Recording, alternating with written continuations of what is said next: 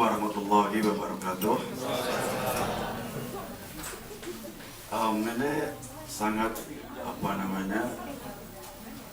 mengejutkan sekali buat saya ini. Saya tidak menyangka sampai sepenuh sesak begini.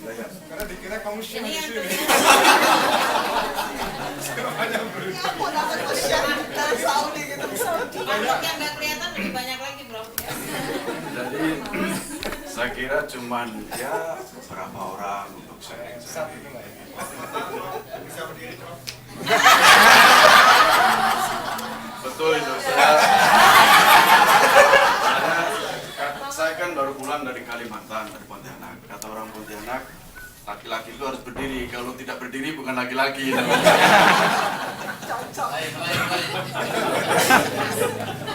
Jadi saya mohon maaf terlambat karena memang baru saja dari Pontianak seharian ya. Ada acara di kumpulan para rektor-rektor di acara khusus di Pontianak. Suaranya juga agak mulai habis-habis dikit. Itu lebih bagus ya Mbak ya.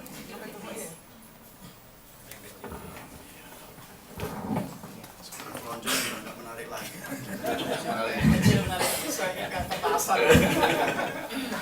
Ini saya sudah berdiri ya, jangan disuruh berdiri lagi. Banyak orang yang bilang nama saya itu seperti itu, dikirain saya orangnya besar, tinggi, kayak Habib Rizik lah kira-kira. Jadi ini saya ya, kecil orangnya 160 begini, tapi suaranya besar. Yang lain-lain juga mungkin ya. Saya sejak memang keprihatinan, salah satu keprihatinan saya yang sangat mendalam itu adalah terhadap maraknya kelompok-kelompok keislaman khususnya di Indonesia yang ke Arab-Araban atau ke Wahabi-Wahabian kira-kira begitu ya. Yang saya sebut berkali-kali di Facebook sebagai Wahabi KW. Saya mengistilahkan Wahabi KW dan Wahabi Ori. Wahabi Ori itu ya Wahabi di original maksudnya. Ori itu ya Wahabi teman-teman saya di Saudi yang Wahabinya itu asli bener gitu. Pakai shot ya. Jadi sejak 3 tahunan saya di Arab Saudi itu saya melihat ada sesuatu yang sangat fundamental, perubahan yang sangat fundamental di Arab Saudi itu. Wahabinya dan sebagainya, tetapi masyarakat, orang-orang kelompok-kelompok Islam yang di sini yang mencoba ingin meniru-niru sebagai kelompok Salafi dan Wahabi itu nggak pas, nggak nyambung gitu. Di sana sudah mengalami perubahan yang luar biasa besar menurut amatan saya itu, sementara di sini justru melakukan hal-hal yang di Saudi sudah mulai ditinggalkan oleh orang Saudi, oleh orang Wahabi sendiri.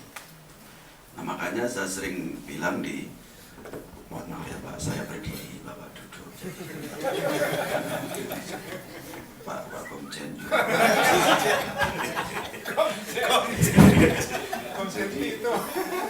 Jadi, ya saya minta maaf. Oke. Nyai Musda namanya senior saya sebetulnya nggak enak ngomong gitu. Mas Ulil ini teman lama saya, akrab sudah sangat lama sekali. Saya dulu waktu beliau kawin, nikah maksudnya bukan kawin ya. Di Padi itu saya datang jauh-jauh ke kampungnya beliau ini, tapi saya dicuekin sama dia. Berkali-kali saya datang acara, saya datang dengan beliau tidur, tapi saya harus sabar ya, sebagai santri saya harus sabar. Kalau nggak sabar bukan santri namanya ya. Jadi saya mohon maaf ya, Keolil saya mohon maaf. Jadi saya melihat di Saudi, di Qatar, khususnya sudah melalui perubahan yang fundamental. Di sini orang-orangnya saya melihat kok mengikuti apa yang dilaksanakan oleh orang-orang Saudi beberapa puluh tahun yang lalu, sesuatu yang sudah mulai ditinggalkan di Saudi. Jadi misalnya begini, teman-teman, makanya saya di Facebook itu kan sering bilang bahwa Wahabi itu jenisnya macam-macam. Ada Wahabi ekstrim, ada Wahabi liberal, ada loh Wahabi liberal. Jangan dikira cuma Mas Ulil aja. Wahabi liberal itu misalnya ya kira-kira di luar bilang Wahabi, di belakang lain lagi. Liberal itu ya mereka di publik itu, terus di private lain lagi. Jadi misalnya di luar dia bilang musik itu haram, tapi kalau di belakang ya halam. Tetap menikmati musik di belakang, nonton movie tetap. Jadi movie haram, tapi di belakang lain nonton movie biasa. Karena di dunia Arab itu antara publik sama private itu sesuatu yang berlainan ya. Keharaman kadang-kadang hanya berlaku di ruang publik, bukan di ruang private gitu. Kalau sudah masuk ruang private urusannya lain lagi misalnya. Jadi misalnya teman-teman itu murid-murid saya kan 99% kan Wahabi Saudi. Jadi saya bisa ngerti karakter mereka seperti apa, yang liberal, yang konservatif, yang ekstrim itu ada juga, yang ekstrim itu juga ada. Jadi yang liberal ada, yang moderat juga ada. Misalnya yang moderat itu misalnya saya menjadi Wahabi, menjadi Salafi, saya tidak mendengarkan musik, tidak melihat film misalnya, itu hanya untuk saya saja. Saya tidak memaksakan orang lain untuk melakukan apa yang saya lakukan. Jadi fanatisme itu hanya bersifat ke dalam, internal begitu. Jadi banyak teman-teman Wahabi yang juga begitu. Jadi misalnya jenggot misalnya ya, mohon maaf Pak,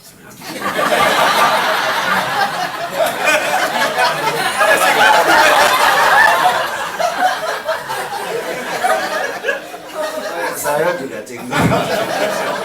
Salah tuh saya. Jadi urusan jenggot misalnya itu panjang, urusan jenggot itu maksudnya bukan jenggotnya yang panjang. Masalah perjenggotan itu bahkan teman-teman Wahabi sendiri bilang, saya ini jenggotan, tapi saya tidak memaksakan orang lain untuk berjenggot seperti saya. Biarin saja begitu, mereka mau berjenggot kayak tidak, kayak mau dipotong tipis-tipis kayak atau dileketin kayak dan sebagainya, biarin aja gitu. Jadi ini ya untuk saya sendiri. Semakin banyak jenggot, semakin banyak malaikat bergelantungan ya. Awal sekali lagi.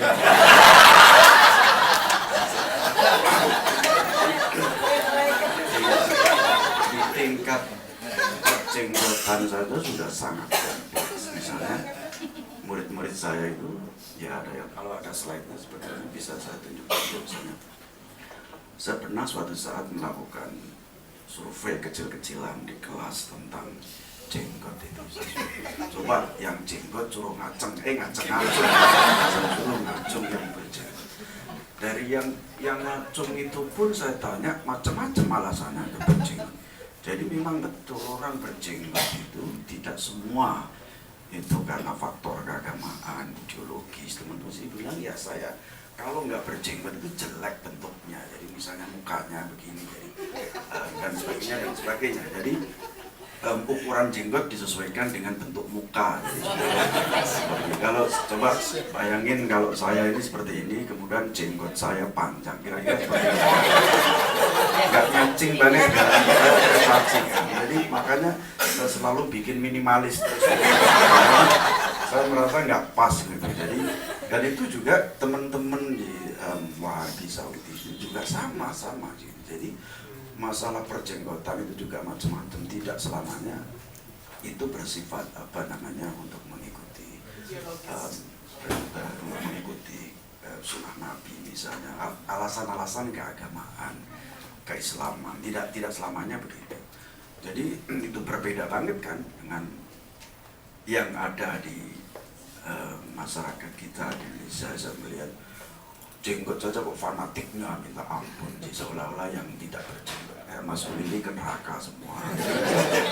Kalau saya masih masuk surga dikit-dikit.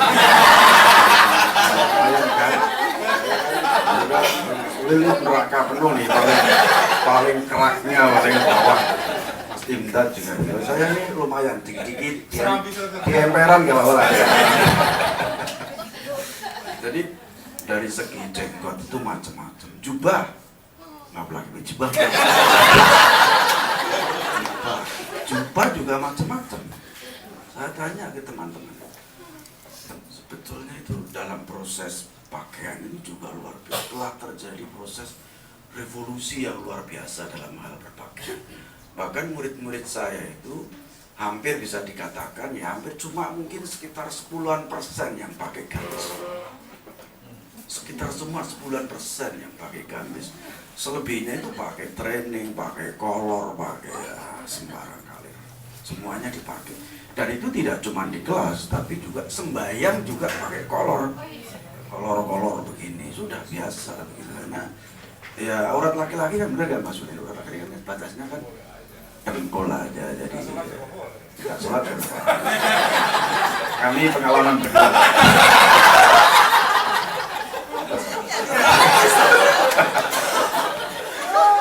Pengalaman sama-sama.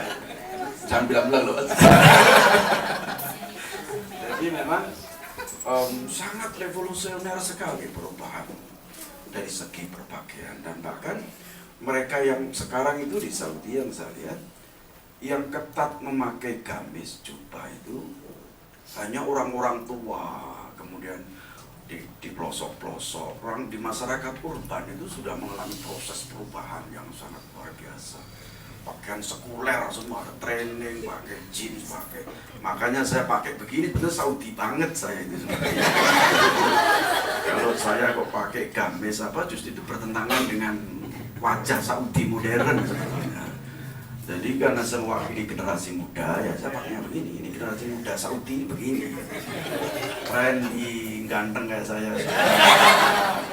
Ya begini nih, trendy banget masyarakat muda Saudi itu. Jadi mengikuti perkembangan yang terus ya.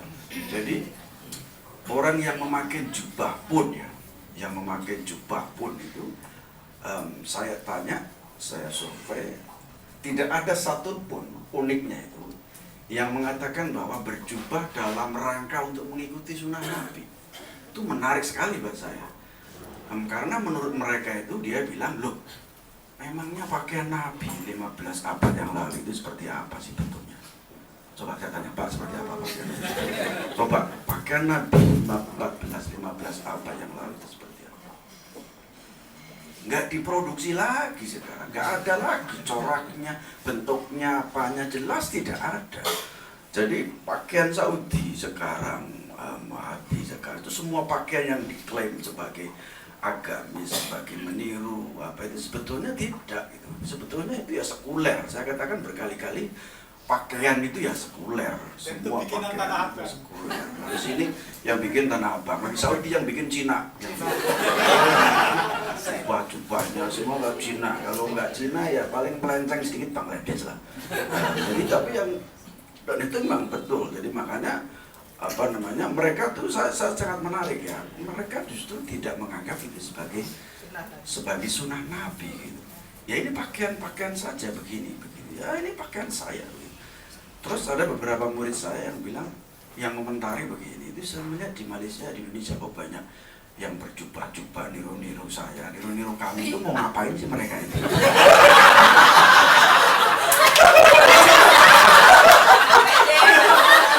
Capek deh.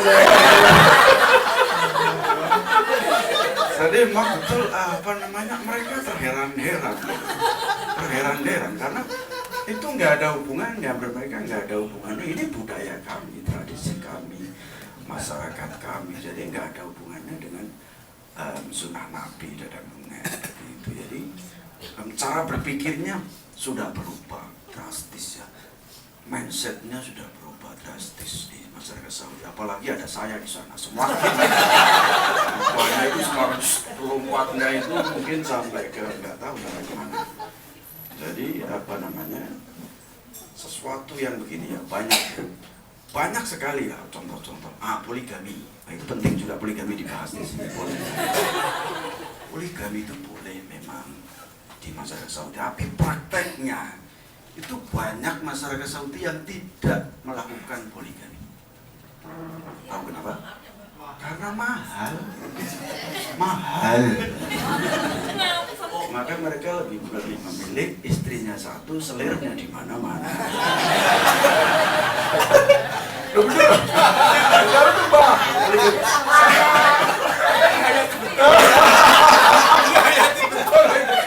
Saya paling suka ajaran Saudi yang ini.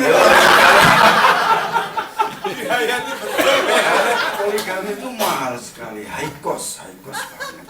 Jadi misalnya di Saudi itu misalnya mahar untuk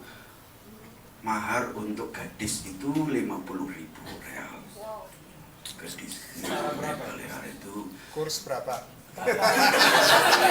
Berapa US dollar? sekitar 6.000 ya? sekitar nggak tahu ya 200-an juta kali atau berapa nggak ngerti. Kalau janda 30.000. Agak menurun dikit ya janda kan, tahu sendiri kan, janda 30.000.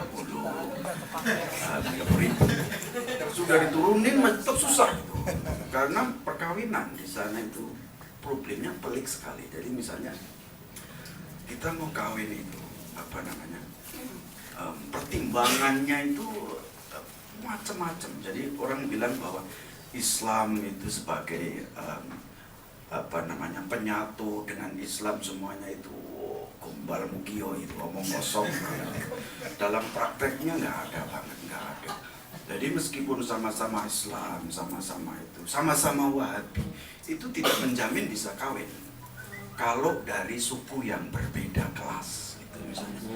Jadi suku-suku itu misalnya penting banget. Ini suku dari suku kelas elit, ini suku kelas rendahan, ini suku kelas menengah, agak elit, agak rendahan dan sebagainya. Orang yang dari keluarga suku yang tinggi tidak mau menikahin anaknya, dikasihkan sama dari keluarga dari suku yang lebih rendah misalnya.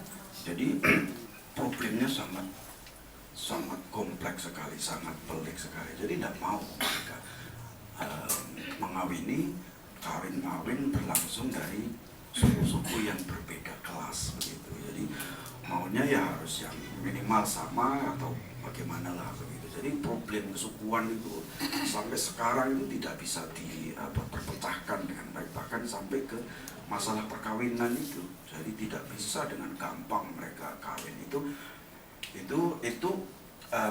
belum laki-laki Saudi, perempuannya non Saudi, atau perempuannya Saudi, laki-lakinya non Saudi lebih sulit lagi.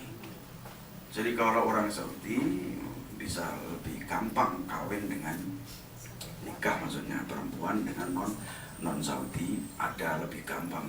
Tapi kalau mau mengawini perempuan Saudi, non Saudi mengawini perempuan, nggak boleh, susah sekali, nggak ada. Maka teman-teman di sini yang di Indonesia yang ke Saudian itu jangan harap bisa mendapatkan nggak boleh itu. Kamu itu emang siapa?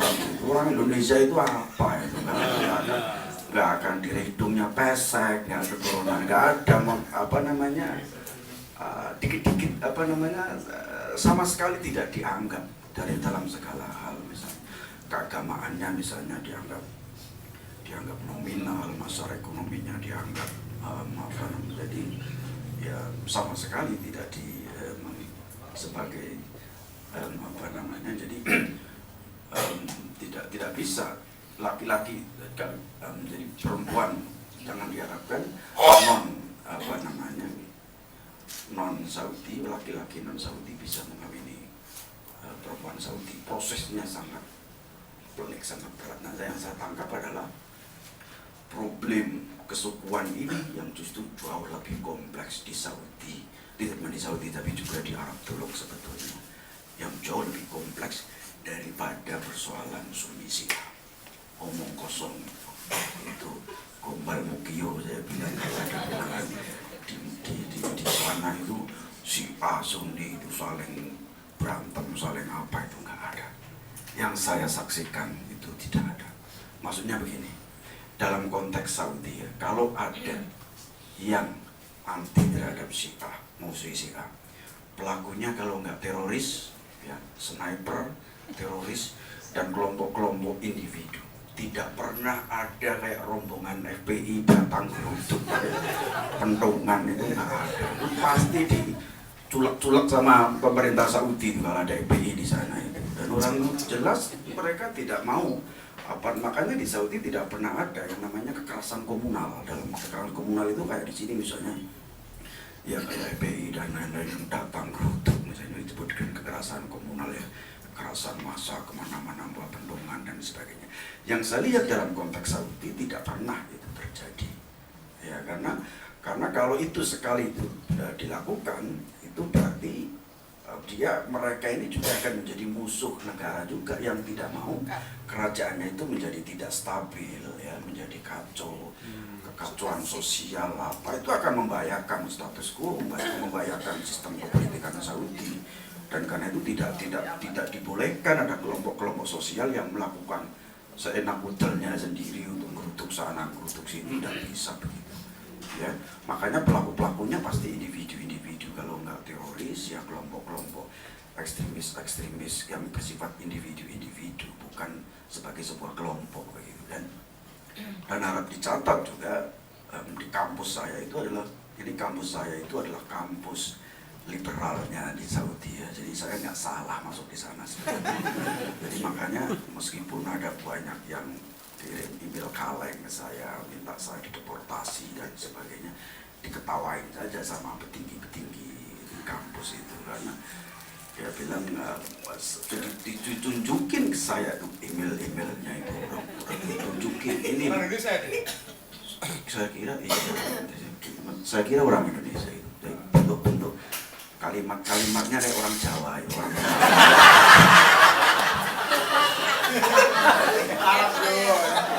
misalnya wah sadis sekali bilangnya, sampai macam-macam saya dianggap akan menjadi virus liberalisme, ya biasalah begitu dan sebagainya. Saya dianggap ini itu dan sebagainya. Nah, komentar para pimpinan itu yang bikin saya ngakak itu adalah, nah orang-orang yang begini ini yang membuat Saudi buruk sekali citranya di luar, itu adalah orang-orang yang begini. Dikirain kalau sudah begini itu dianggap Saudi. Itu luar biasa sekali. Justru kampus kami itu ingin membersihkan orang-orang yang model begini untuk menciptakan image-nya itu supaya bersih Saudi dari ketak-ketak yang semacam itu. Itu luar biasa banget. Jadi memang yang kadang-kadang salah ditangkap oleh masyarakat luar adalah dianggap Saudi itu sebagai sebuah komunitas tunggal, bahwa pendukung Wahabi ekstrem, pendukung ini, enggak sama sekali. Di Saudi sendiri banyak faksi, banyak kelompok, banyak itu yang enggak, sama sekali itu enggak benar. Dan di dalam Saudi sendiri banyak pertentangan yang seperti itu. Dan berbagai macam diskusi yang saya lakukan dengan berbagai teman-teman Saudi saya adalah yang ekstrem-ekstrem itu biasanya sumbernya di Saudi di bagian tengah. Di Saudi itu secara geografi berbeda-beda ya Bapak Ibu, berbeda-beda secara geografi. Dan geografi itu sangat menentukan pola pikir, kebudayaan, tradisi dan sebagainya.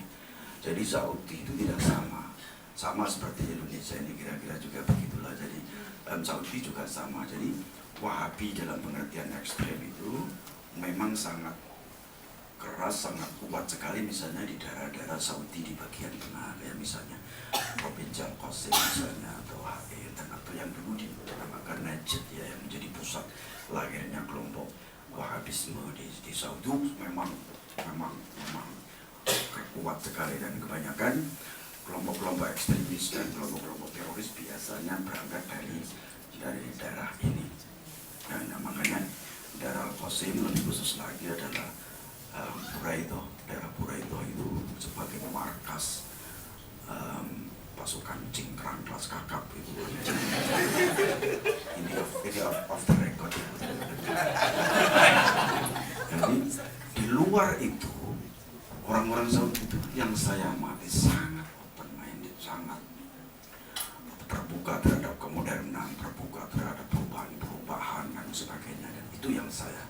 yang saya rasakan dan saya alami, maksudnya karena itu mengkaji Saudi itu harus betul-betul detail ya. Misalnya Saudi di bagian utara yang berbatasan dengan Jordan, misalnya itu karakter itunya, budayanya, tradisinya beda banget misalnya dengan Saudi di bagian timur. Nah, saya ini di Saudi bagian timur yang sudah melalui proses pembaratan di Saudi, banyak foreignernya, banyak orang Eropa, Amerika, dan banyak sekali di situ.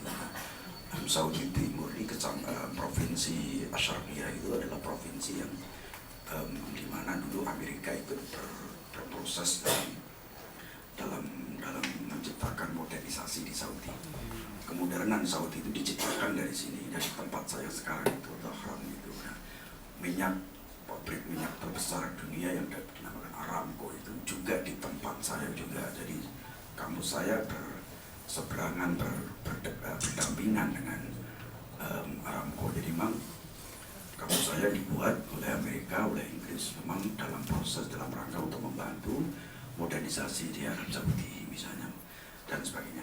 Jadi berbeda. Maka di kampus saya pun mahasiswanya sangat banyak sekali, Syiahnya banyak banget, murid-murid saya yang Syiah itu banyak banget, bareng-bareng sama tinggal di asrama juga bareng-bareng, profesor-profesornya juga sama, banyak yang Syiah yang dan sebagainya. Jadi sama sekali kalau dalam konteks kampus saya tidak melihat sama sekali ada perbedaan yang sangat signifikan antara Sunni, Syiah dan sebagainya ya. Jadi yang saya tangkap di Indonesia itu misalnya apa yang saya ceritakan tadi adalah teman-teman di Indonesia ini sepertinya kurang bisa membaca terhadap perubahan sosial apa yang telah terjadi di Arab Saudi, perubahan sosial, keagamaan dan sebagainya.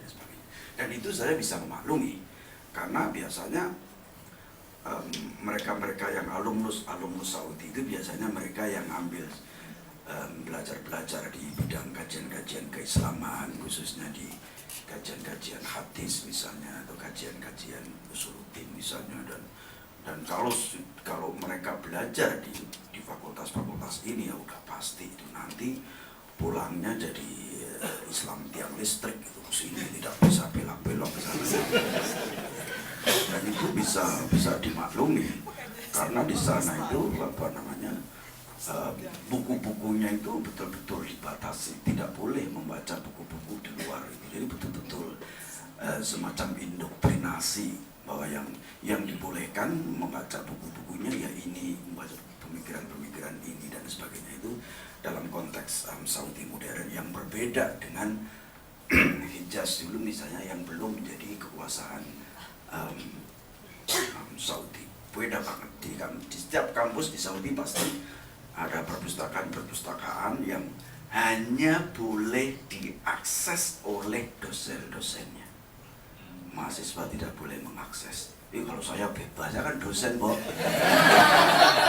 Bisa mengakses apa aja bebas. Dari situ saya tahu apa-apa saja yang dilarang, subjek-subjek apa saja yang dilarang, pikir-pikir siapa saja yang dilarang dan sebagainya.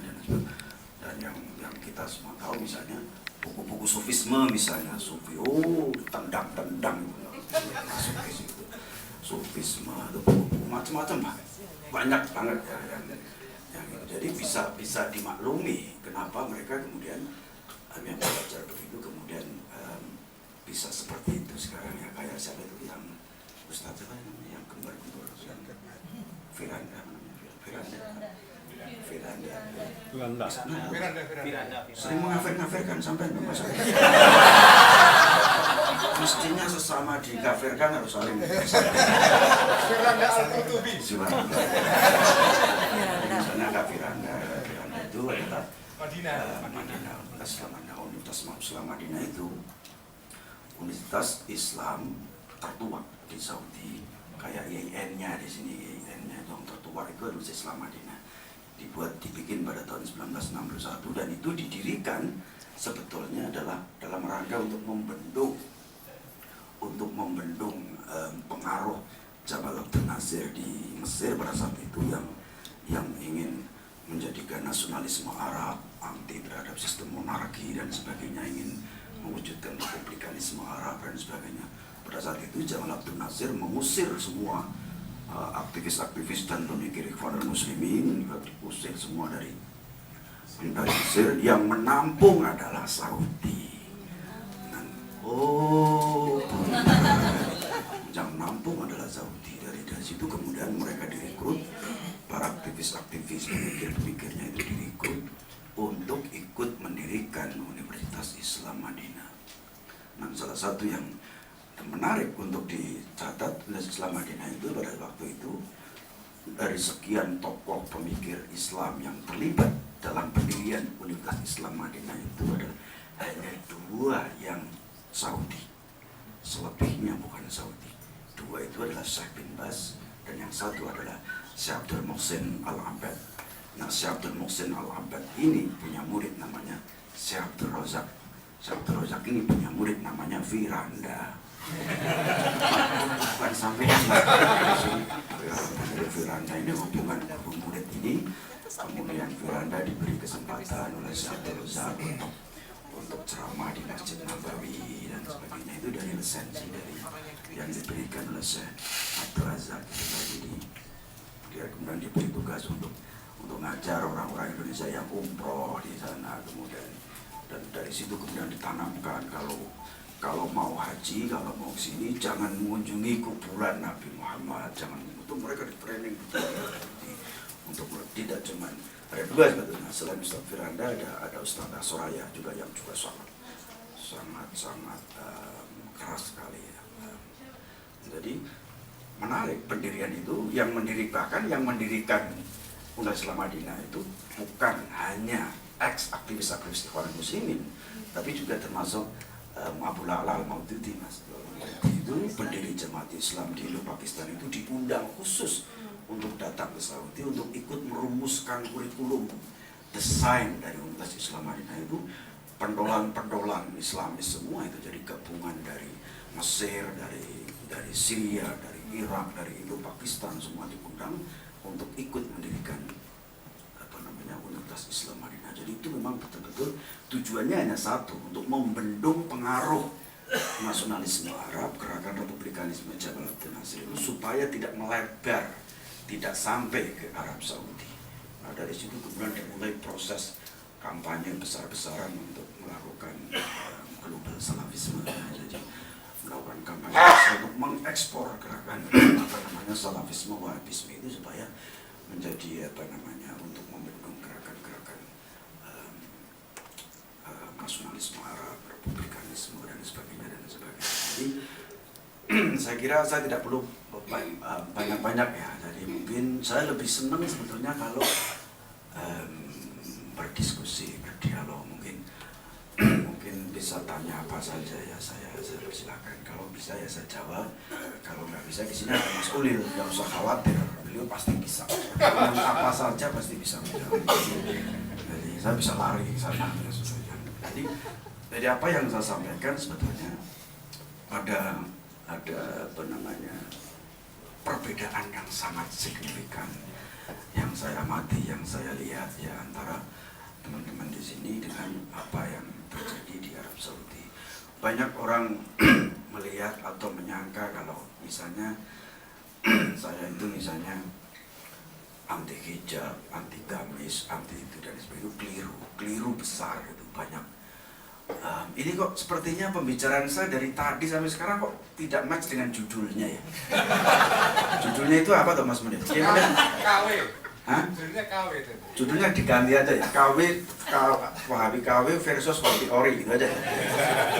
Jadi ini melenceng dari judul tadi. Jadi ngomong orang itu tapi topiknya malah nggak karu-karuan. Jadi yang saya itu keliru besar. Saya bukan anti jubah, saya bukan anti jenggot, saya bukan anti hijab. Yang saya lawan itu adalah misalnya bukan jubahnya, tetapi orang-orang yang menganggap bahwa orang Muslim yang tidak berjubah itu masuk neraka, tidak masuk surga dan sebagainya. Menganggap kalau berjubah itu yang paling Islami, yang paling itu misalnya yang Muslim yang tidak berjubah itu dianggap orang Islamnya atau tidak Islam dan sebagainya dan sebagainya. Saya tidak anti jenggot jelas karena saya berjenggot, ya itu udah jelas. Meskipun minimalis ya. Meskipun minimalis itu saya berjenggot tetap ya. Yang saya kritik adalah yang menganggap yang tidak berjenggot itu tidak Islami. Itu yang saya kritik sebetulnya, bukan jadi pemaksaan terhadap orang lain, kelompok lain untuk melakukan apa yang mereka praktekkan.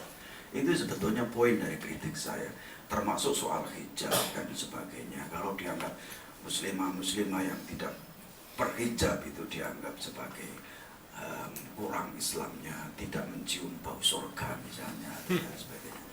Itu yang saya tekankan, yang saya bukan anti hijab sama sekali, bukan. Silakan mau berhijab, mau pakai niqab, mau pakai apa, silakan. Saya nggak menganggap itu sebagai ajaran Islam sama sekali. Mau pakai apa saja, hijab model apa saja, silakan. Kita sudah tahu semua kalau tradisi hijab itu bukan murni tradisi Islam. Yahudi itu sudah banyak yang berhijab.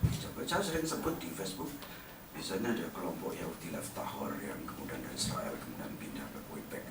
Persis sekali seperti muslimah ya, seperti ukti-ukti. Persis banget.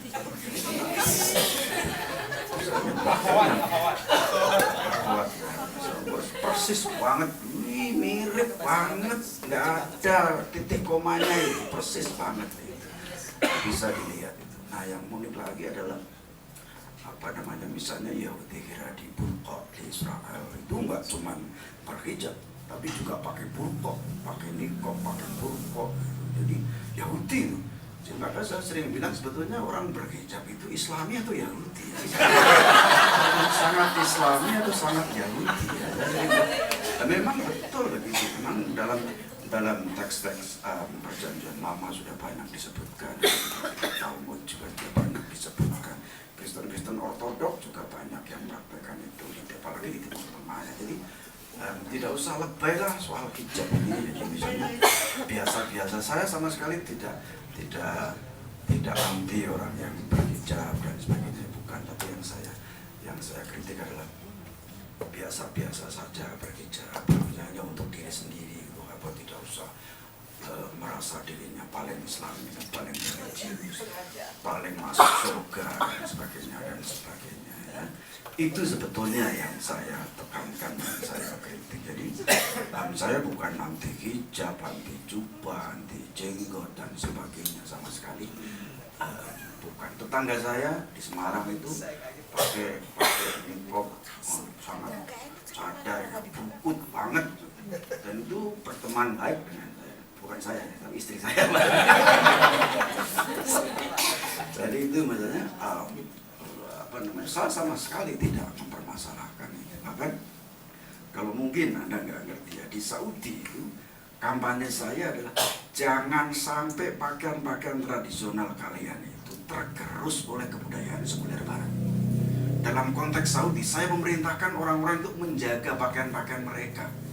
Jubahnya, itu kok jubah itu macam-macam, Pak. Setiap suku itu punya jenis jubah yang maaf saya terlalu dekat. Kalau Mas Inzat nggak apa-apa.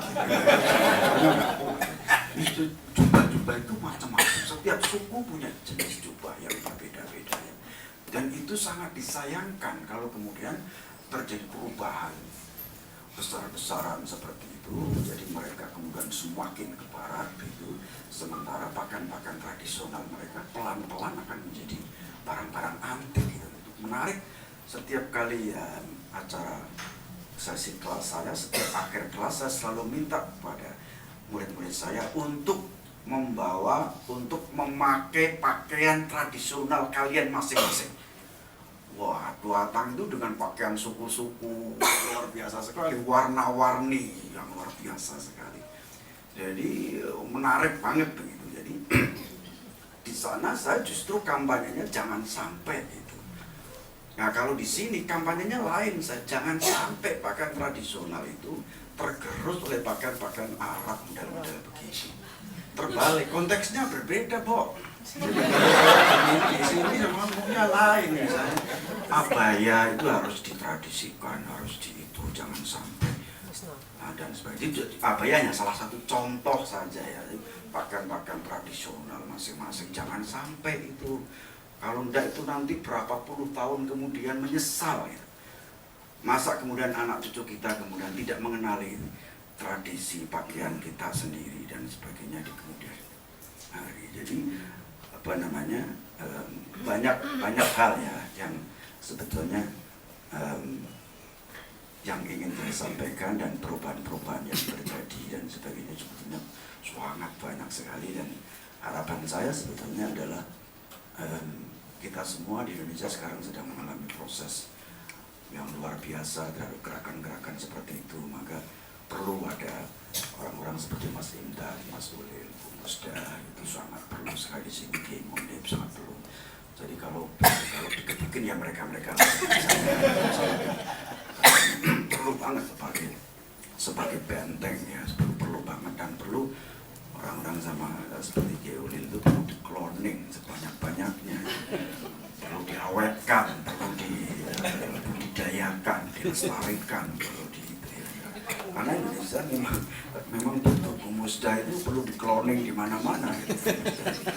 Jadi memang kita perlu tokoh-tokoh yang seperti itu yang untuk ngayomi masyarakat. Dan seperti saya suatu saat juga akan turun gunung, pasti itu sudah saya desain, sudah saya rancang. Suatu saat pasti saya ikut bertempur juga, tapi agak kapan ya, mereka dulu lah ya.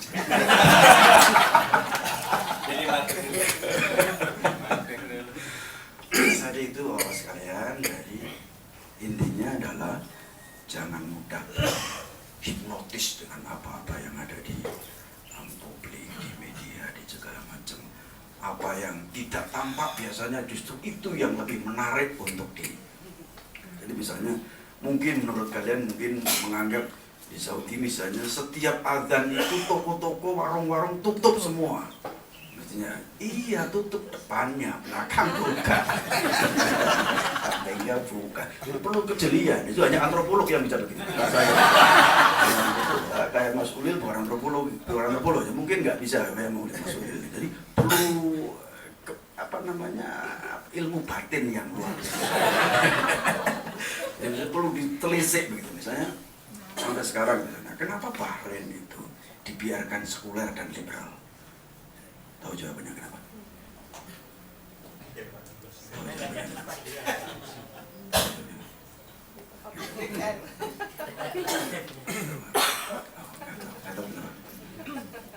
Bahrain itu kayak Bogornya orang Jakarta itu loh. Kalau ada apa-apa larinya ke sana. Kanalnya itu. Jadi kalau yang haram-haram di Saudi itu menjadi halal semua di Bahrain. Medannya Aceh. Jadi harus jeli, karena itu setiap weekend itu jalan ke Bahrain itu macet total. Persis kayak jalan di sini mau ke puncak, macet total. Tahu sendiri lah untuk apa mereka. Maksiat. Pernah nggak? Saya kan antropolog, jadi misalnya orang Saudi kalau ingin lihat movie misalnya, Bahrain aja, ingin menikmati nightclub ya ke Bahrain aja, macam-macam. Jadi makanya Bahrain itu pada waktu itu di zaman Raja Fahad dibuat jembatan layang dari Saudi menuju ke Bahrain. Itu jembatan terbesar, terpanjang, termegah, dan sengaja dibuat itu untuk menjembatani dari Saudi sampai ke Bahrain. Karena kan sumpah, orang yang di Saudi kan sumpah ya, ini nggak boleh, itu nggak boleh, ini nggak boleh lagi, itu nggak boleh lagi. Kan stres orang-orang Saudi. Dari kalau orang stres daripada ngamuk di Saudi kan ngamuk ini. Setiap orang kan sebetulnya pada dasarnya kan sama ya, butuh hiburan, butuh itu orang itu semuanya sama ya.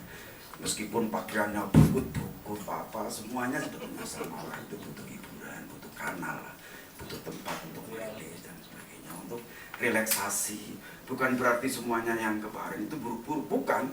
Hanya sekedar mungkin untuk ya refreshing, untuk lihat nonton itu makanya bioskop itu laris manis banget itu. Kalau mau nonton ke sana aja. Nonton terutama ya, refreshing lah, refreshing. Jadi Nonton. nanti kalau umroh baru Di sini ada nggak yang agen-agen umroh? Kalau agen umroh itu rutennya jangan Mekah terus Mesir atau ke Turki. Turki nggak bagus, terorisnya banyak tuh. Rutennya Bahrain aja. Beberapa hari stop di Bahrain. Enak banget. Jadi ya banyaklah hal-hal ya. Misalnya, tapi yang ingin saya sampaikan sebetulnya, Saudi sekarang mengalami proses yang luar biasa perubahannya. Saya sering bilang di Facebook misalnya, orang Arab Teluk, tidak cuma Saudi sebetulnya, Arab Teluk itu sudah sangat ke barat-baratan. Indonesia sebagian kalau Muslim itu ke Saudi ya. Ini kan kebalik banget ya, satunya mau ke sana, ini nyusul ke sini. Yang dari sini menganggap surga itu Mekah Medina, orang Saudi surganya di Bogor itu. Kan bolak-balik loh, ini kan nggak enak loh, ini kan dari simpangan loh begini loh, nggak ketemu akhirnya, nggak nyambung. Kita maunya ke Mekah, ke sana, menganggap Saudi sebagai orang sana sendiri bosen ya. Wah, apa yang dilihat di Saudi? Padang pasir, onta, aduh nggak menarik banget lihat onta. Menarik banget, gersang, padang, nggak ada itunya kan, pemandangan yang menarik kan. Karena itu jangan heran kalau misalnya mereka kalau liburan itu ke tempat-tempat yang mengasihkan ya, ke Hawaii, ke Prancis, itu saya bisa memaklumi. Jadi setiap musim haji itu, saya lihat musim haji, orang-orang datang ke Mekah, ke Madinah, mereka datang ke Prancis, ke Hawaii, nggak ketemu lagi sih mana. Jadi sebenarnya sudah perubahan ini sudah luar biasa besar, luar biasa fundamental ya. Dan itu sementara kita itu yang di sini sebagian ya, nggak semuanya, mengimajinasikan seolah-olah Saudi itu seperti ini, segala-galanya ini. Padahal di sana sendiri sudah mengalami proses perubahan yang luar biasa drastis, dan dalam beberapa tahun ke depan saya berani bilang beberapa tahun ke depan perubahan itu sudah sangat pesat dalam konteks Saudi. Sekarang perempuan sudah mulai bisa nyetir misalnya. Di kampus saya sudah biasa perempuan nyetir misalnya, atau pakai jogging setiap pagi, apa juga biasa, karena berdekatan dengan Arab yang apa namanya, karyawannya bisa ratusan ribu ya, dan juga dari berbagai macam negara. Jadi sudah tidak seperti normal. Saudi lagi, sudah normal lagi. Jadi yang ingin saya sampaikan sebetulnya adalah menjadi Muslim itu tidak harus menjadi Arab, apalagi menjadi Saudi. Ya jadilah Muslim Indonesia, Muslim Jawa, Muslim Nusantara, Muslim. Ini yang Muslim loh ya, yang enggak Muslim juga usah ikut-ikutan jadi Muslim. Nanti dimarahin saya. Ini maksudnya untuk Muslim, yang enggak Muslim ya jadilah diri saya, diri Anda sendiri. Jadi ya, dianggap baik ya silakan dan sebagainya. Jadi ini saya khusus untuk teman-teman Muslim. Ya. Saya sama sekali tidak mempermasalahkan persoalan agama ini itu dan sebagainya. Saya sering diprotes oleh orang, kami itu juang pluralisme. Berarti kamu menganggap semua agama sama dong? Kalau menganggap semua agama sama, kamu pindah saja jadi Kristen sana. Saya bilang, loh kalau semua agama sama, kenapa harus pindah?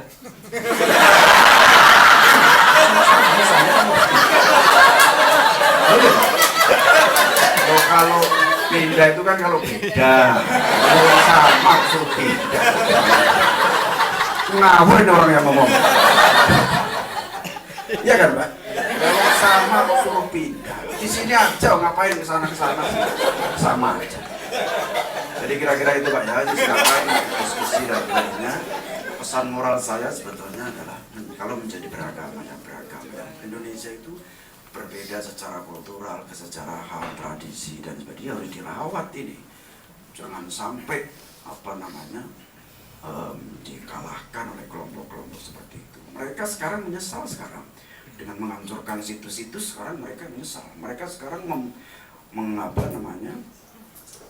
menyewa UNESCO untuk menyelamatkan situs-situs kesejarahan yang sebelumnya dihancurkan, diratakan, dianggap musyrik, dianggap ini, dianggap itu dan sebagainya. Sekarang mereka kecewa karena itu sebetulnya bisa dihidupkan untuk turisme agama.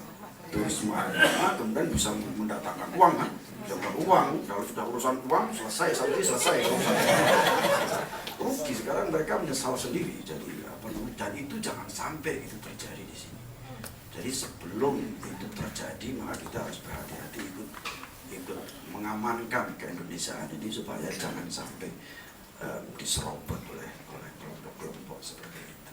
Ya, saya kira jelas ya, clear ya pesan yang ingin saya sampaikan. Jadi, kalau tidak jelas ya dijelaskan sendiri ya. Saya kira itu ya. Saya terima kasih sekali dan kalau ada tanya jawab juga saya persilakan. Kalau tanya jangan yang berat-berat, nanti saya malah capek jawabnya ya. Saya jaga bisa suara ini. Terima kasih sekali Mas Uli, terima kasih.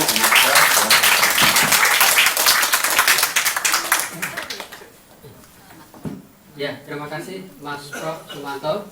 Saya melanjutkan Mas Monip, ada 2 alasan. Pertama, ya Mas Monip sedang datang bulan.